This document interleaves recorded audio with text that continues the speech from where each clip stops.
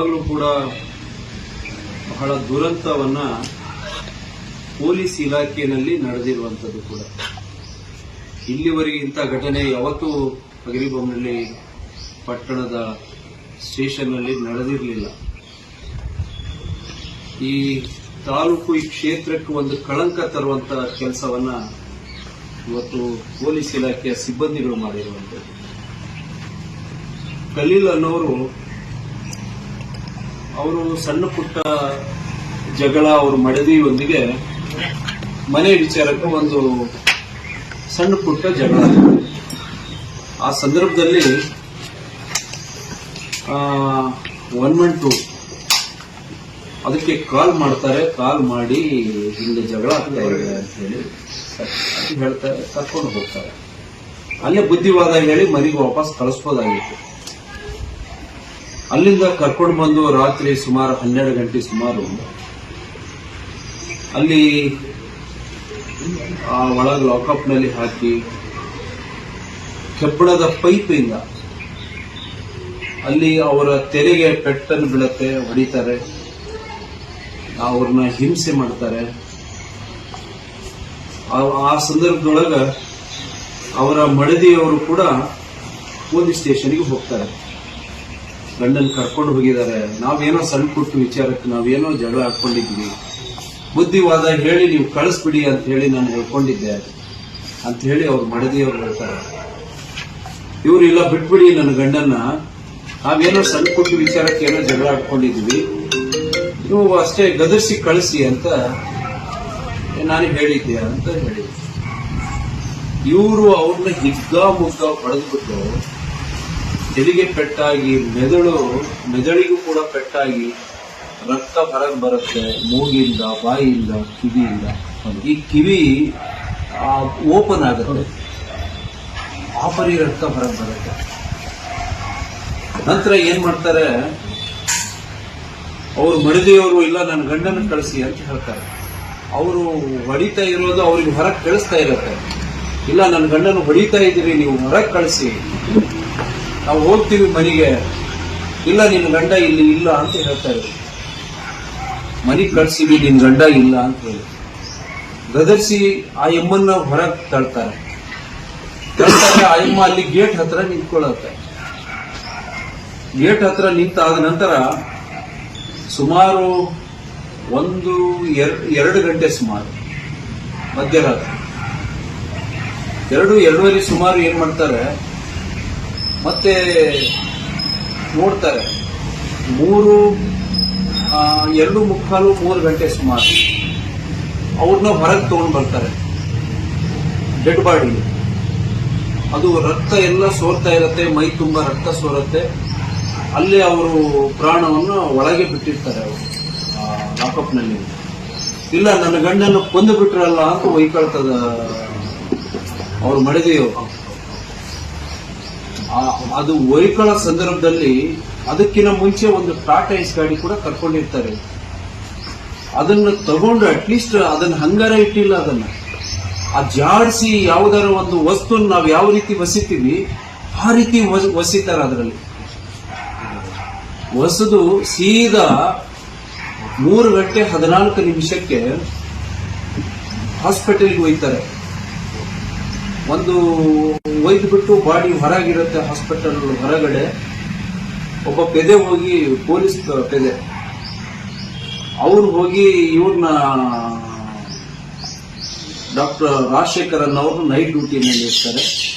ಅವ್ರಿಗೆ ಫೋನ್ ಕೊಡ್ತಾರೆ. ಅವ್ರಿಗೆ ಫೋನ್ ಕೊಟ್ಟು, ಇಲ್ಲ ಯಾರು ಮಾತಾಡ್ತಾ ಇದ್ದಾರೆ, ಇಲ್ಲ CPI ಮಾತಾಡ್ತಾರೆ. ಅವ್ರು ಕೇಳ್ತಾರೆ, ನೀವು MLC ಮಾಡಿ ಅಂತ ಕೇಳ್ತಾರೆ ಡಾಕ್ಟರ್ ಅವರು. MLC ಮಾಡೋದಾ, ನೋಡೋಣ ಅದನ್ನ ಏನ್ ಮಾಡ್ಬೇಕು, ಏನಿಲ್ಲ, ಬೇರೆ ಏನಾರ ಮಾಡ್ಲಿಕ್ಕೆ ಆಗತ್ತಾ ಅಂತ ಕೇಳ್ತಾರೆ ಅವ್ರಿಗೆ, ಡಾಕ್ಟರ್ಗೆ, ರಾಜಶೇಖರ್ ಅನ್ನೋರಿಗೆ. ಅದು ಆದ್ಮೇಲೆ ಅವ್ರಿಗೆ ಒಂಥರ ಭಯ ಆಗತ್ತೆ. ಆ ಸಂದರ್ಭದೊಳಗ ಅವರು ಮತ್ತೆ ಬೇರೆ ಡಾಕ್ಟರ್ಗಳನ್ನ ಕರ್ಸ್ಕೊಳ್ತಾರೆ ಹಾಸ್ಪಿಟಲ್ನಲ್ಲಿ. ಯಾಕೋ ನನಗೆ ಬಹಳ ಅನುಮಾನ ಬರ್ತಾ ಇದೆ, ಪೊಲೀಸರು ಅವ್ರನ್ನ ಈ ರೀತಿ ಅವ್ರು ನಡ್ಕೊಳ್ಳೋ ರೀತಿ ಸರಿ ಕಾಣ್ತಾ ಇಲ್ಲ, ನನಗೆ ಯಾಕೋ ಭಯ ಆಗ್ತಾ ಇದೆ, ನೀವು ಬನ್ನಿ ಅಂತ ಬೇರೆ ಡಾಕ್ಟರ್ಗಳನ್ನ ಕರ್ಸ್ಕೊಳ್ತಾರೆ. ಕರೆಸ್ಕೊಂಡು ಮಧ್ಯಾಹ್ನದವರೆಗೂ ಕೂಡ ಇವರು MLC ಮಾಡೋದಿಲ್ಲ. ಆಮೇಲೆ ಹರಪನಹಳ್ಳಿಯಿಂದ ಒಂದಿಬ್ಬರನ್ನ ಕರೀತಾರೆ, ಯಾರೋ ರಿಟೈರ್ ಪೊಲೀಸ್ ಯಾರೋ, ಇವರು ನಾವು ಗಣ್ಣವ್ರ ಕಡೆ ಅಂತ ಹೇಳಿ ಬರ್ತಾರೆ. ಅವರಲ್ಲಿ ಹೊರಗಡೆ ಆ ಕಾಂಪೌಂಡ್ ಹೊರಗಡೆ ಒಂದು ಮೆಕ್ಯಾನಿಕಲ್ ಶಾಪ್ ಅದ. ಅದ್ರಾಗ ಏನು ಖಲೀಲ್ ಅವ್ರೇನು ಅವ್ರ ಮಡದಿಯವ್ರನ್ನ ಅಲ್ಲಿ ಕರ್ಕೊಂಡು ಹೋಗ್ತಾರೆ. ಇವರೆಲ್ಲ ಅಲ್ಲಿ ಕರ್ಕೊಂಡು ಹರಪನಹಳ್ಳಿಯಿಂದ ಯಾರೋ ಪೊಲೀಸ್ನವ್ರು ಇವರೇ ಕರೆಸ್ತಾರೆ. ಕರೆಸ್ಬಿಟ್ಟು ಅವ್ರನ್ನ ಡೀಲ್ ಮಾಡ್ಲಿಕ್ಕೆ ಹೋಗ್ತಾರೆ. 30-40 ಲಕ್ಷ ಕೊಟ್ಬಿಡ್ತೀವಿ, ಇಲ್ಲಿಗೆ ಏನೋ ಒಂದು ಜಗಳ ಆಗಿತ್ತು, ಏನೋ ಆಗಿತ್ತು ಅಂತ ಹೇಳ್ಬಿಡುವಂತೆ. ಆಮೇಲೆ ಅಷ್ಟರೊಳಗೆ ನಾವು ಜಾಯ್ನ್ ಆಗ್ತೀವಿ. ಅಲ್ಲಿ ಬಾಡಿ ಎಲ್ಲ ನೋಡ್ಕೊಂಡು ನಾವು ಹೋಗಿರ್ತೀವಿ. ಆ ಹೋಗೋ ಸಂದರ್ಭದಲ್ಲಿ ಡೋರ್ ಲಾಕ್ ಇಟ್ಟು DYSP CPI ಎಲ್ಲ ಒಳಗಿರ್ತಾರೆ, ಅವ್ರ ಜೊತೆಗೆ ಇರ್ತಾರೆ. ಅದನ್ನ ಏನೋ ವಿಚಾರಗಳು ಮಾತಾಡ್ಕೋತ ಕೂತಿದ್ರು. ನಾವು ಹೋದಿವಿ. ತಕ್ಷಣ ಉಳ್ಕಿದ್ದವ್ರನ್ನ ಹೊರಗೆ ಕಳಿಸಿ ಅವ್ರು ಪೊಲೀಸರು ಒಳಗಿದ್ರು. ಕೆಲವರು ಹುಡುಗಿ ಕಡೆಯವರಿದ್ರು, ಹುಡುಗ ಕಡೆಯವರು ಇದ್ರು.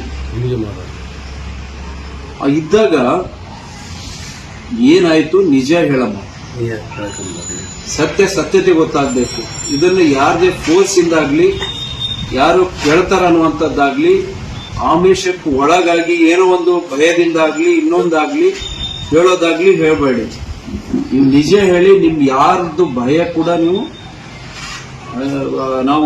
ನಾವಿರ್ತೀವಿ, ನೀವು ಭಯ ಪಡ್ಲಿಕ್ಕೆ ಹೋಗ್ಬೇಡಿ.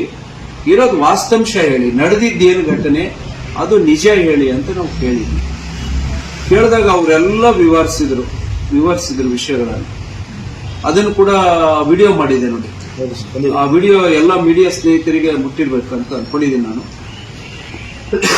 ಅವಾಗ ಇಲ್ಲ, ನನ್ನ ಗಂಡನ್ನ ಪೊಲೀಸರು ಸ್ಟೇಷನ್ ನಲ್ಲೇ ಹಾಕೊಂಡು ಅಲ್ಲೇ ಹೊಡೆದು ರಕ್ತ ಎಲ್ಲ ಅವರು ಎತ್ಕೊಂಡು ಬಂದು ಅಲ್ಲೇ ಸತ್ತೋಗಿದ್ದಾರೆ. ಎತ್ಕೊಂಡು ಟಾಟಾ ಏಸ್ ಗಾಡಿನಲ್ಲಿ ಹಂಗ ಒಂಥರ ಚೀಲಕ್ಕೆ ಒಗದಂಗ ಜೋರ್ ಒಗದ್ರು. ಅದ್ರ ಕೂಡ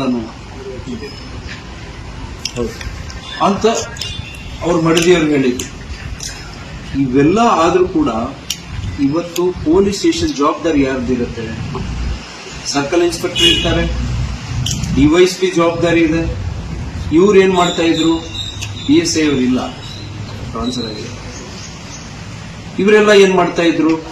ಇವ್ರದ್ದು ಜವಾಬ್ದಾರಿ ಅಲ್ವಾ? ಬರೀ ಇಬ್ಬರ ಹೆಸರಲ್ಲೇ ನೀವು ಕಂಪ್ಲೇಂಟ್ ಕೊಡಿ, ಬೇರೆ ಹೆಸರಲ್ಲೇ ಕೊಡಕ್ ಹೋಗ್ಬೇಡಿ ಅಂತ ಒತ್ತಡ ಹಾಕಿರುವಂತದ್ದು. ಇಲ್ಲಂದ್ರೆ ಪಾಪ ಆ ಹೆಣ್ಮಗಳಿಗೆ ಭಯ ಹುಟ್ಟಿಸೋದು. ಇಲ್ಲ, ಇವ್ರದ್ದು ಏನೋ ಬೇರೆ ಅಫೇರ್ ಇದೆ ಅನ್ನೋ ಲೆಕ್ಕಕ್ಕೆ ಇವರು ಹುಟ್ಟಿಸ್ತಕ್ಕಂಥ ಕೆಲಸ ಕೂಡ ಹುಟ್ಟು ಹಾಕಿದ್ದಾರೆ ಇವರು. ಅಲ್ರಿ, ಮನೆಯಿಂದ ನೀವೇ ಕರ್ಕೊಂಡು ಬಂದು ಪೊಲೀಸ್ ಸ್ಟೇಷನ್ ಅಲ್ಲಿ ಅವ್ರನ್ನ ಎತ್ಕೊಂಡು ಬಂದು ಅವ್ರನ್ನ ಅಲ್ಲೇ ಕೊಂದು ಲಾಕಪ್ ನಲ್ಲಿ ಹಾಕಿ ಮತ್ತೆ ಈ ವರ್ಡು ಮಡದಿಗೆ ಭಯ ಹುಟ್ಟಿಸೋ ಕೆಲಸವನ್ನ ಇವ್ರು ಮಾಡ್ತಕ್ಕಂಥ ಕೆಲಸ. ಅದಕ್ಕೆ ಇಬ್ಬರ ಹೆಸರಲ್ಲೇನೆ FIR ಆಗಬೇಕು, ಈ ಬೇರೆ ಹೆಸರಲ್ಲೇ ಬೇಡ ಅನ್ನುವಂಥದ್ದನ್ನು ಕೂಡ ಅದನ್ನ ಒತ್ತಡ ಹಾಕಿ ಆ ಕೆಲಸವನ್ನು ಮಾಡಿದ್ದಾರೆ. ಅದನ್ನ ನಾವು ಹೇಳುವಂಥದ್ದು ಇಷ್ಟೇ, ನಾವು ಯಾರೇ ಇರಲಿ, ಪ್ರತಿಯೊಬ್ಬ ನಾಗರಿಕರಿಗೆ ರಕ್ಷಣೆ ಕೊಡುವಂತ ಕರ್ತವ್ಯ ನಮ್ದಾಗಿರುವಂಥದ್ದು, ಅದು ಸರ್ಕಾರದ್ದು ಕೂಡ ಆಗಿರುವಂಥದ್ದು. ಇದನ್ನ ಕುಲಂಕುಷವಾಗಿ ತನಿಖೆಯನ್ನು ಮಾಡಿ, DYSP ಇರ್ಲಿ, CPI ಇರ್ಲಿ, ಇನ್ನೊಬ್ರು ಯಾರೇ ಇರ್ಲಿ, ಯಾರೇ ತಪ್ಪು ಮಾಡಿದ್ರು ಕೂಡ ಅವ್ರ ಮೇಲೆ ಆಕ್ಷನ್ ತಗೊಳ್ಳುವಂತ ಕಾರ್ಯ ಆಗ್ಬೇಕು. ಆ ಮೃತ ಕುಟುಂಬಕ್ಕೆ ಕೂಡ ಅದಕ್ಕೆ ಪರಿಹಾರ ಕೊಡುವಂಥದ್ದು ಕೂಡ ಆಗ್ಬೇಕು.